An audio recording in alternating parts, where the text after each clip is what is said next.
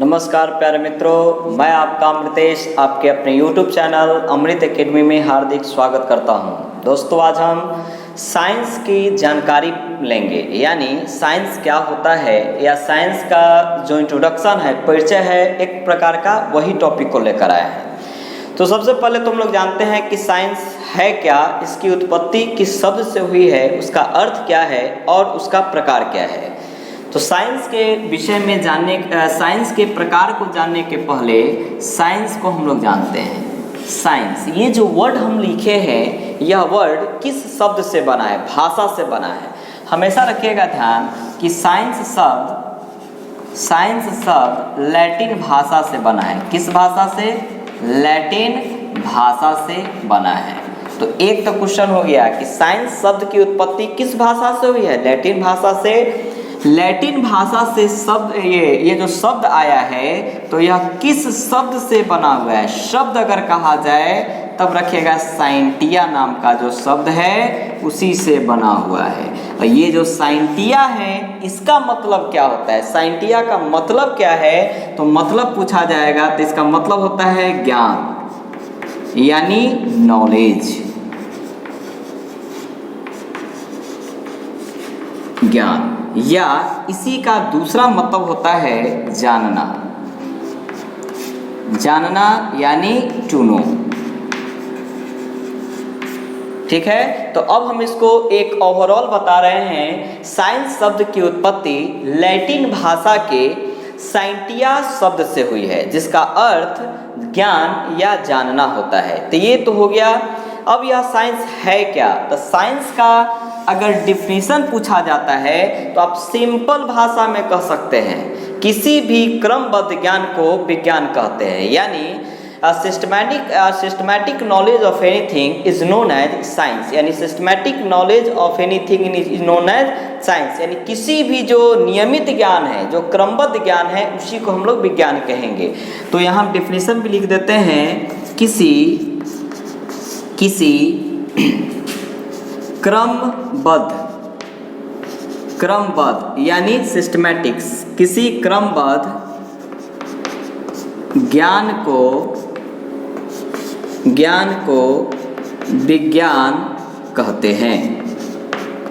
विज्ञान कहते हैं, बस एक लाइन में। तो ये तो हम लोग इसका परिचय देख लिए। अब साइंस कितने प्रकार के हैं या साइंस का वर्गीकरण कितने भाग में किया गया, उसे हम लोग पढ़ते हैं।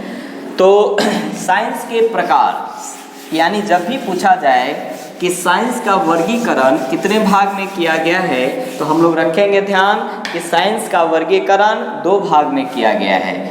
यानी विज्ञान, साइंस यानी विज्ञान, हिंदी में तो यही होता है ना, साइंस। अब यह साइंस जो है, इसको 2 भाग में हम लोग बांटते हैं। साइंस के कितने प्रकार? साइंस के 2 प्रकार। अब यह जो 2 प्रकार है, एक प्रकार होता है प्राकृतिक विज्ञान। प्राकृतिक विज्ञान, या इसी को हम लोग इंग्लिश में कहेंगे क्या? Natural science. एक प्रकार हो गया। दूसरा प्रकार है भौतिकीय विज्ञान, या इसी को हम लोग इंग्लिश में फिजिकल साइंस पढ़ते हैं। फिजिकल साइंस पढ़ते हैं। तो अब आपके सामने हो गया भौतिक विज्ञान की कितनी शाखाएं हैं? 2 शाखाएं हैं, या 2 वर्गों में वर्गीकृत किया गया है, या कह सकते हैं कि 2 भागों में बांटा गया है। एक है प्राकृतिक विज्ञान, दूसरा है भौतिक विज्ञान। अब यहाँ 2 पार्ट में दोनों होगा। जैसे भौतिक विज्ञान की भी 2 शाखाएं हैं। भौतिक विज्ञान की कितनी शाखाएं? 2 शाखाएं हैं, जिसमें हम लोग एक शाखा पढ़ते हैं कौन? फिजिक्स, और दूसरा पढ़ते हैं केमिस्ट्री। एक हो गया फिजिक्स, दूसरा हो गया केमिस्ट्री। दो ब्रांच हो गया। अब जो है इधर वाला जो पार्ट है प्राकृतिक विज्ञान, इसकी भी 2 शाखा है, यानी मूल रूप से इसको भी 2 भाग में हम लोग बांटे हैं। अब 2 भाग में कौन कौन है? तो एक कहलाता है बायोलॉजी, यानी जीव विज्ञान। एक हो गया जीव विज्ञान यानी बायोलॉजी, और दूसरा होता है वनस्पति विज्ञान यानी कि बॉटनी।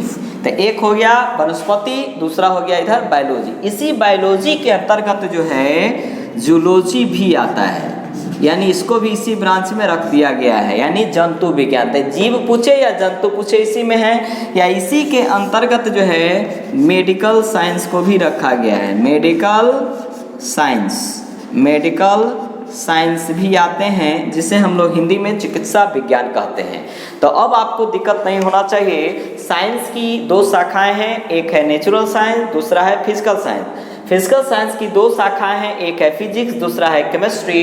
प्राकृतिक विज्ञान या नेचुरल साइंस की भी दो शाखाएं हैं, एक होता है बायोलॉजी, दूसरा है बॉटनी, और इसी के अंतर्गत जूलॉजी और मेडिकल साइंस को भी रखा गया है। अब है कि ये सभी जो ब्रांचेज हम लोग पढ़ रहे हैं साइंस की, ये सब के जनक कौन है, पिता कौन है, पप्पा कौन है, फादर कौन है, बाबू कौन है, अब्बा कौन है, जो भी आपसे पूछा जाए समझ जाइए एक लाइन में कि जो केमिस्ट्री हैं इनके जनक या पिता का नाम है लेवोजियर।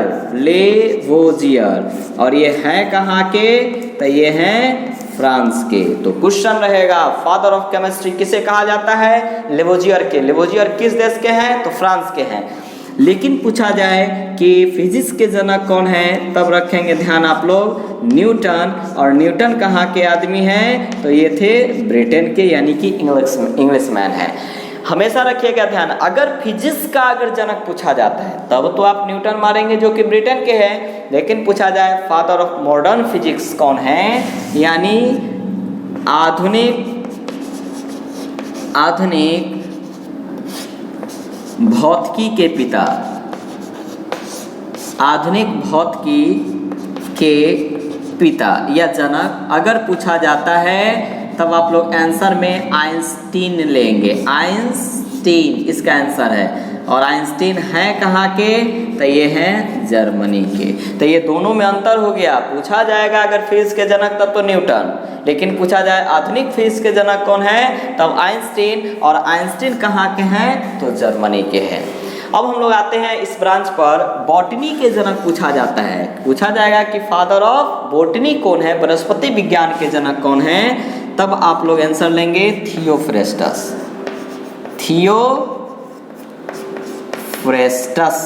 ये हैं इनके जनक, और ये थे कहाँ के, तो ये हैं ग्रीस के। और इसी ग्रीस का नया नाम क्या है, तो यूनान है। यानी आपसे क्वेश्चन पूछा जाए कि वनस्पति विज्ञान के जनक कौन कहलाते हैं, तो उसका नाम होगा थियोफ्रेस्टस। थियोफ्रेस्टस कहाँ के हैं, तो ग्रीस के हैं, और ग्रीस का नया नाम क्या है, यूनान। यानी यूनान का पुराना नाम क्या हो गया, ग्रीस हो गया। अब देखिए इधर अगला बायोलॉजी का पूछा जाए या जूलॉजी का पूछा जाए, ये दोनों का पप्पा एक के है, यानी फादर ऑफ बायोलॉजी और फादर ऑफ जूलॉजी, ये दोनों का पूछा जाए तो दोनों का आंसर रखेंगे ध्यान क्या होगा, अरस्तु। और ये अरस्तु भी कहाँ के थे, तो ये भी ग्रीस के हैं, यानी यूनान के हैं। लेकिन वही अगर फादर ऑफ मेडिकल साइंस पूछा जाता है, यानी चिकित्सा विज्ञान के जनक पूछे जाते हैं, तब आंसर अलग होगा। चिकित्सा विज्ञान के जनक कौन है, तो उसका आंसर होगा हिप्पोक्रेटस। ये भी कहाँ के हैं, तो ग्रीस के हैं, यानी इसका आंसर क्या होगा, हिप्पोक्रेटस।